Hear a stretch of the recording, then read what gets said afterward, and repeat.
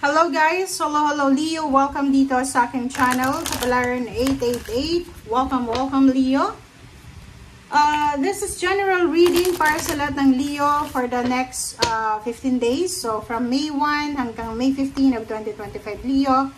Titingnan natin kung ano ang message na talagang kailangan natin or pwedeng makatulong sa atin to guide us or to give us wisdom. Okay?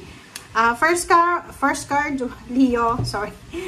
Believe in the impossible. Same with the Pisces. So, if you are connected sa Pisces, married, your family members, sinasabi ng barahan na kailangan mong maniwala sa imposible. Okay? Walang imposible dito sa mundo. Everything happens for a reason, but believe in the impossible. Okay? Okay. Thank you, Leo.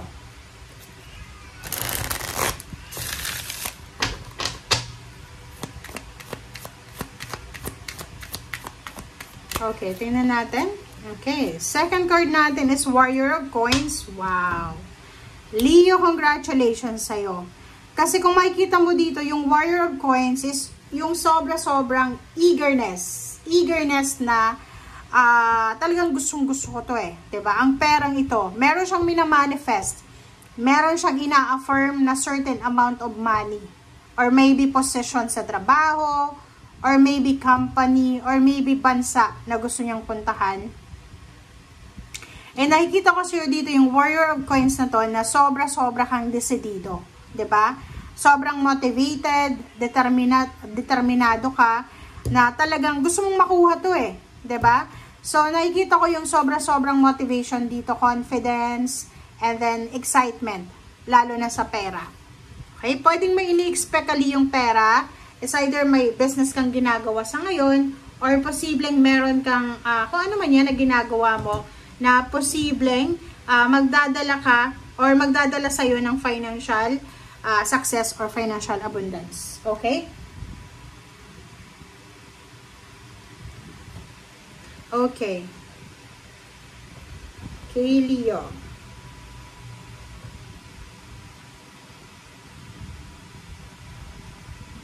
Okay, Leo. Thank you. Tingnan natin.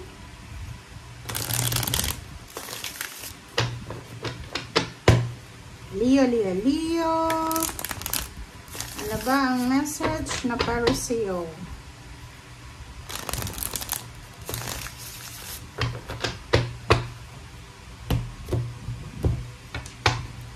Leo. First two cards natin is Capricorn and then Ace of Swords. So, nakikita ko sa'yo dito na mag-iingat ka, Leo, kasi ang dami-daming good news, ang dami-daming information, communication, connection na posibleng darating sa'yo, na posibleng magdadala sa'yo to ng wisdom, di ba? Parang ganon.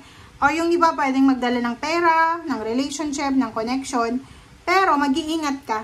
Kasi hindi lahat ng mga dumarating sa atin ay para sa atin.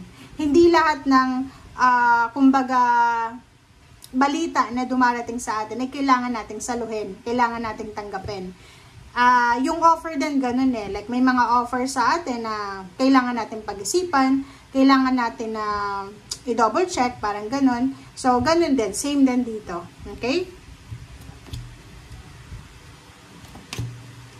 Okay, next card natin is the Judgment, and then 8 of Cups, and then 2 of Pentacles. So, dito sinasabi ng baraha sa'yo na isang desisyon, Leo, ang posibleng gagawin mo.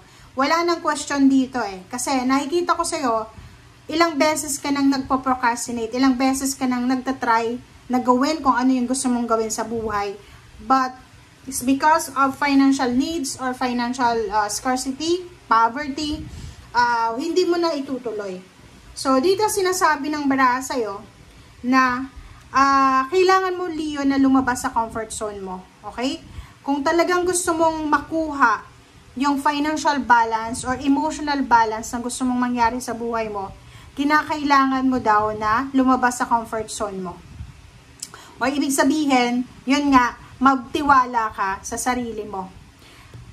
Isa sa mga pwede mong gawin ngayon is yung pagta-travel, pagre-relocate. So, nakikita ko sa'yo dito, bilangin mo from May 1 hanggang 15. Siguro sa 15 days na to, nagpaplano ka na after 15, maybe from May 16 onwards, or maybe June, or end of May, nakikita mo yung sarili mo na magre-relocate ka. Nakikita mo yung sarili mo na lilipat ka ng trabaho, ng lugar, or pwedeng nakikita mo yung sarili mo na ayoko na dito eh. Kailangan kong lumipat, kailangan kong umalis. Kailangan kong hanapin tong balanse na to eh. 'Di ba? Like for example, sa kasalukuyan, marami kang problema sa pera. Sa either unemployed ka, PWD ka, bago kang panganak, may sakit ka. Pag ganun yung sitwasyon mo, parang restricted ka, di ba? Marami kang gustong kainin pero hindi mo makain kasi wala kang pera.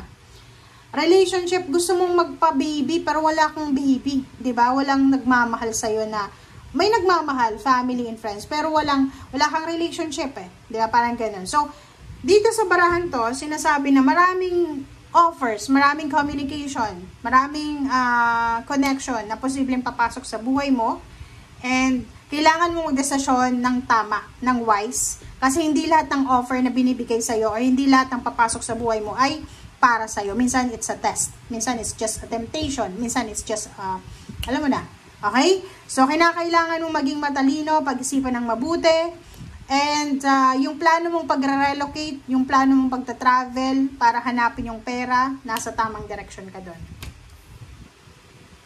Okay.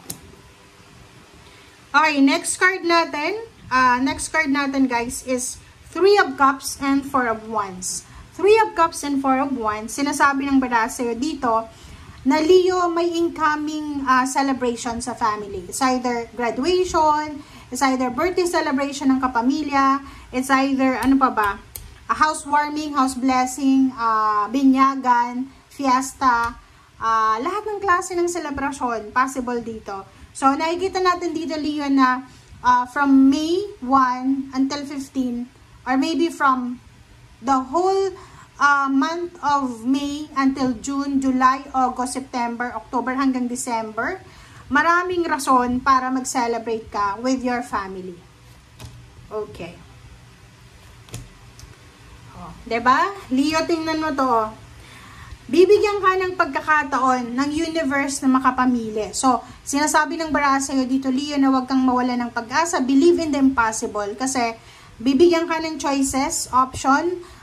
Isa sa mga option dito is yung makapagtrabaho ka sa ibang bansa, or makalipat ka ng company, or makaalis ka sa lugar na kinalalagyan mo sa ngayon, and makaalis ka sa financial problems. So, isa yon sa mga possible na choice na ibibigay sa'yo ng universe. Mahahanap mo yung kumbaga way out, 'di ba? Yung daan paalis, palubas sa pinagdadaanan mong financial poverty or problems. Okay, so thank you guys for watching and see you again. Bye.